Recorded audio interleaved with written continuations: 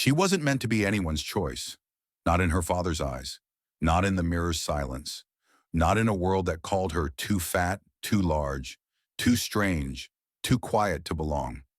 So when her father handed her off to the ranch servant like a sack of grain, no dowry, no blessing, just the hissed words, "You'll follow him now," even the sky looked away. They said it was punishment, but Silas Cordell never raised his voice, never laid a hand, never looked at her with shame. He simply said, "There's space in my wagon. Come if you want." And she did. She left behind a house that never called her daughter and entered a world where a man who owned nothing, no land, no title, no future, gave her something no one else had: respect. At first it was quiet. They worked side by side. He chopped wood, she hauled water. They shared a single plate in silence that stretched across dusk. But slowly, gently, that silence changed, became something warmer, safer. She laughed once and he looked up startled. She cried once and he didn't walk away. And one night she asked, "Why didn't you ever turn me away?" He answered, "You were the only one who never looked down on me either." What happens when two discarded souls find shelter in each other? What if the man meant to own her, chose instead to honor her? This isn't a love story made of grand gestures. It's about soft hands on a splintered table, about a woman learning she is not a burden, and a man learning he is more than a shadow in someone else's house. Because sometimes the ones they throw away become the home we all wish we had. Would you like to hear what happened when she chose to stay, not from fear, but from hope? Will you follow her footsteps into a love that was never loud but deeply true? They said she was too big to wed, too big to dance, too big to carry a name without shame. At 52, Lenora Vale had grown used to those whispers, the quiet pity of lace-gloved women, the mockery of men who never looked her in the eye, and worst of all, the silence of her father's house. He didn't hit her. No, Nathaniel Vale was a man of reputation, of contracts and coin. But when his business soured and the creditors came knocking, he didn't sell cattle. He didn't part with land. He handed Lenora to the stable hand.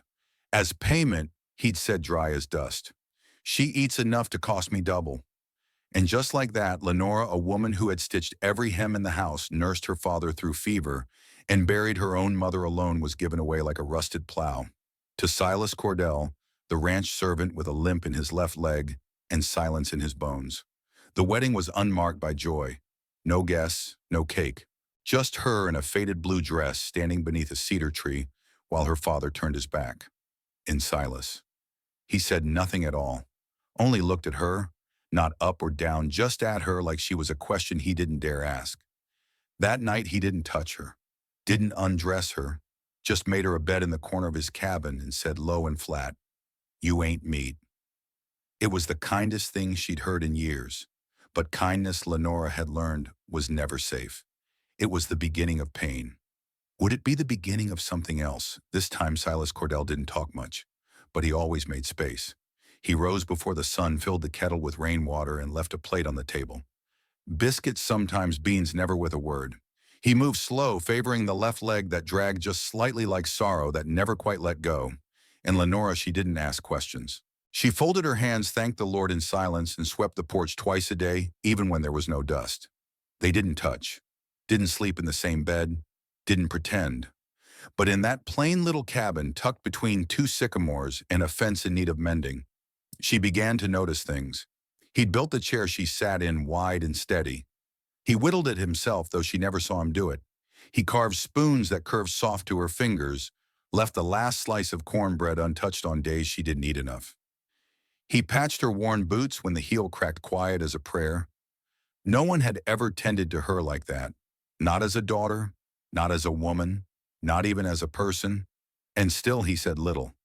Just watched her like one watches the weather, steady, expectant. And she in turn began to leave things for him.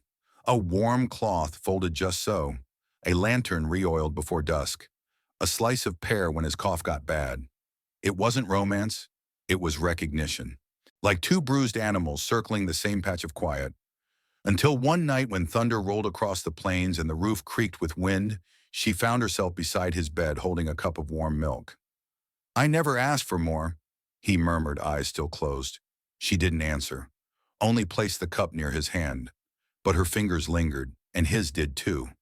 Something passed between them. Not heat, not hunger. Just permission. Could quietness become a kind of love? The first letter came folded in dust, tucked into the crack of the old barn door, written in a rushed hand, smelling faintly of stale tobacco and pride. It was from Barrett Vale, Lenora's father. If you've any sense, come home.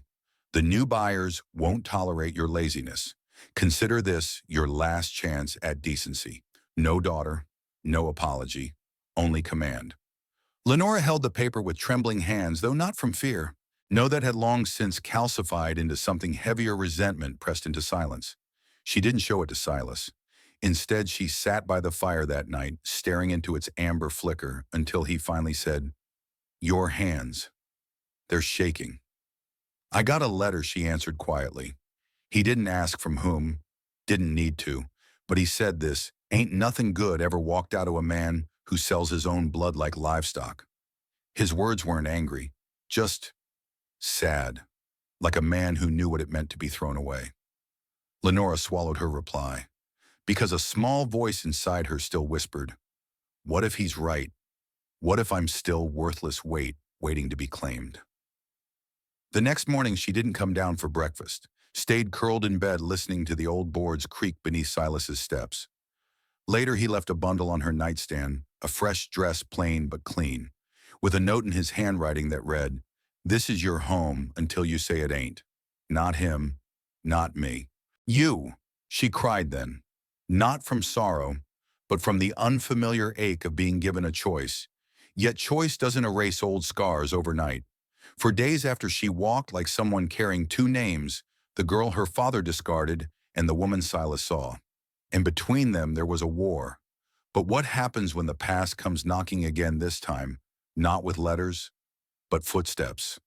The first letter came folded in dust, tucked into the crack of the old barn door, written in a rushed hand, smelling faintly of stale tobacco and pride. It was from Barrett Vale, Lenora's father. "If you've any sense, come home. The new buyers won't tolerate your laziness. Consider this your last chance at decency. No daughter, no apology, only command." Lenora held the paper with trembling hands, though not from fear. No, that had long since calcified into something heavier, resentment pressed into silence. She didn't show it to Silas. Instead, she sat by the fire that night, staring into its amber flicker, until he finally said, "Your hands. They're shaking." "I got a letter," she answered quietly. He didn't ask from whom, didn't need to, but he said this, "Ain't nothing good ever walked out of a man who sells his own blood like livestock." His words weren't angry, just sad, like a man who knew what it meant to be thrown away. Lenora swallowed her reply, because a small voice inside her still whispered, "What if he's right? What if I'm still worthless weight waiting to be claimed?" The next morning she didn't come down for breakfast, stayed curled in bed, listening to the old boards creak beneath Silas's steps. Later he left a bundle on her nightstand, a fresh dress, plain but clean, with a note in his handwriting that read, "This is your home until you say it ain't. Not him, not me, you." She cried then, not from sorrow, but from the unfamiliar ache of being given a choice. Yet choice doesn't erase old scars overnight. For days after she walked like someone carrying two names, the girl her father discarded and the woman Silas saw. And between them, there was a war. But what happens when the past comes knocking again, this time not with letters, but footsteps? They came in the dust of late spring, three men in crisp vests and cold grins, sitting atop glossy horses like they owned every blade of grass from here to the edge of the sun. The one in front dismounted first. Tall, lean, too clean for these parts. The kind of man who didn't lift tools or share meals with folks unless there was something to gain. His name was Mr. Ryman, and his voice curled like oil in water. "We're here for what was promised," he said. "Barrett Vale offered compensation in the form of property. Said it was staying here under a false name." Lenora stood behind the porch rail. She didn't flinch, but inside her hands were gripping the wood so tightly her knuckles burned. Silas stepped out slowly from the barn. No gun, no rage, just stillness like a tree too big to push over. "She's not property," he said, "and she sure as hell ain't promised to no man." Ryman smirked. You? You're a servant. Silas didn't blink. Used to be. Ain't now. But even if I was, I'd still have more decency than a man who takes daughters like debts. There was a long pause. The other men shifted in their saddles. One spat, another looked away. Then Lenora stepped forward. Slow, deliberate. The porch creaked under her. She walked past Silas down the 3 front steps and stopped 3 feet from Ryman. She looked him in the eye and said quietly, clearly, "Tell Barrett Vale I'm not coming back. I'm not his burden. I'm not his shame. And I am not for sale." He scoffed. "You really think this place is freedom?" She looked back at the house, at the carved beam Silas made, at the pie on the windowsill, at the saddle blanket she mended just last week, and then she looked down at her own hands. Worn, sturdy, capable. "Yes," she said, "it's more freedom than I ever had under his name." Ryman left with dust on his boots and nothing in his hands. When the gate clicked behind them, Lenora didn't collapse in tears. She didn't even breathe heavy. She just looked at Silas, and for the first time since she was a girl, she smiled not for someone else, but because she meant it. But freedom's first breath is often followed by fear. What happens next when there's no master, no map, just 2 people, and a quiet life waiting to be filled? After Ryman left the house, fell into a stillness, not of fear, but of possibility. It was like the earth had been holding its breath, and now finally it exhaled. That night, Lenora sat at the small pine table, cradling a mug of chamomile tea she'd dried herself from the garden patch. Across from her, Silas Cordell was quietly patching one of his boys' worn boots.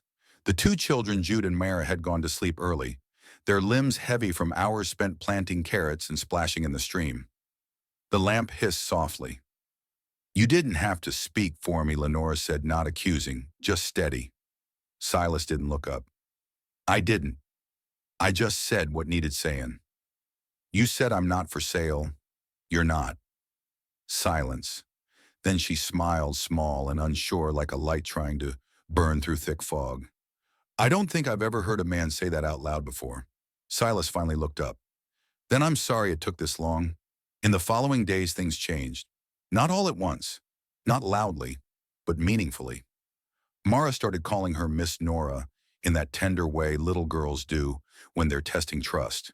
Jude, stubborn and quiet, began leaving wooden horses on her sewing bench, ones he carved in secret and never mentioned again. And Silas started using her name more. "Lenora, supper smells good. Lenora, could you look at Mara's knee, Lenora? I'm glad you stayed." It was the last one that made her pause one evening. She stood at the edge of the chicken coop apron, dirty hands full of feed, and turned slowly. He hadn't said it like a question or a duty, just a fact, tender and reverent, like it mattered to him that the world had her in it. She didn't answer right away. Instead, she reached into the burlap sack, scattered grain for the hens, and whispered to the dusk, "Me too." Not because she had to, but because she finally believed it. But when a woman starts to believe she belongs, the world often tests just how deep that belief runs. What if her past isn't quite done with her? Yet the first time Lenora saw her father's boots again, they were covered in the dust of travel, standing just beyond the fence post, like 2 insults from a life she'd buried. He hadn't changed much. Same bristle of beard, same cold pinch of disapproval around the eyes. Even the way he held his hat in his hand seemed like a mockery, like he still believed he owned the right to stand tall on any land she touched. Silas stood beside her. He hadn't spoken since the stranger came riding up, hadn't moved either.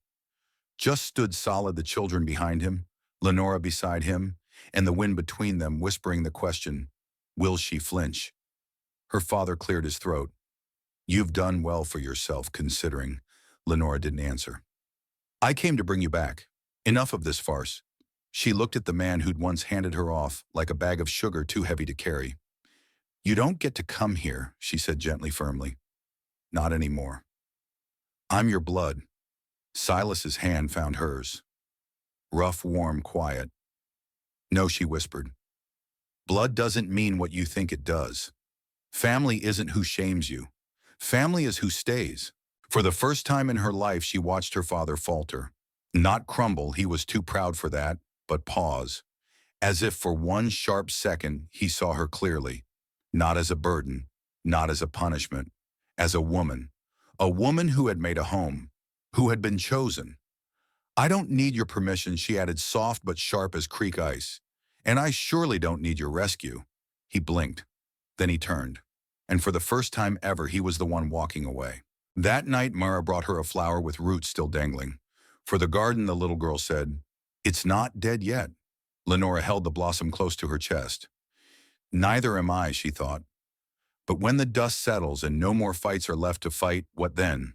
What grows from the ashes of what she chose to leave behind? Spring had no reason to come. There was still frost in the creek bed some mornings. The soil was stubborn, and yet one by one buds pushed through like children testing courage. Green things reached for the light without asking if they deserved it. Lenora stood by the porch, a basket on her hip. She wasn't the kind of woman stories were written about, but somehow this quiet life had chosen her. The garden she and the children planted grew in uneven rows with no neat lines. But oh, how it grew. Like them, messy, surprising, a little wild around the edges. Silas had even built a small bench from scrap wood set beneath a peach tree that wasn't quite dead. On some days, he'd sit there without a word, just polishing tools or letting his youngest nap against his chest.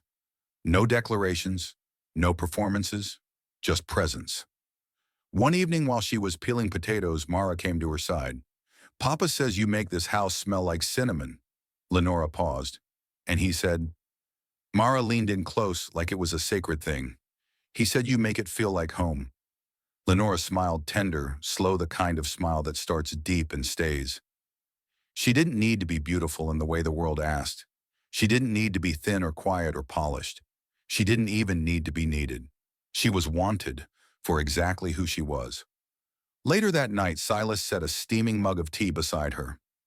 He didn't speak, just sat. And when his hand found hers, they didn't need to look at each other to know this was the love they were never taught to expect. Not the kind that burned fast and left ashes, but the kind that waited at the door until you were ready to walk in. And maybe that's the kind of story worth living, a story where no one saves you, but someone sees you. Do you believe in second chances like this one? Would you like to hear more stories about quiet love, slow healing, and the courage to bloom late? If this story touched your heart, consider subscribing to None Wild West Saga. Share it with someone who still believes there's beauty ahead. And tell us in the comments, would you like to hear what happens next or another tale just like this? There's something holy in being seen, not for who people say you should be, but for who you quietly are when no one's watching. Lenora didn't need grand love or loud promises. She just needed a place where her body wasn't mocked, where her silence wasn't shame, where her laughter didn't feel borrowed. And Silas, a man who'd once slept beside horses who owned less than a name, offered her something no fine suitor ever did, a place at the table. A cup poured before his own, a kind of love built not from passion but from presence. Their story reminds us that healing rarely arrives with a bang. Sometimes it's a slow fire, a bowl of warm stew, a chair pulled out at dusk. And maybe that's the kind of love we all long for, not to be chased but to be welcomed, not to be fixed but to be honored, not to be saved, just seen. If this story brought you warmth today, I'd love to invite you to subscribe to None Wild West Saga. Share this story with someone who still believes kindness can change a life. And tell me in the comments, do you want to hear what happens next or more stories like this? Sometimes we don't need more noise. We just need someone to whisper, "You matter," just as you are.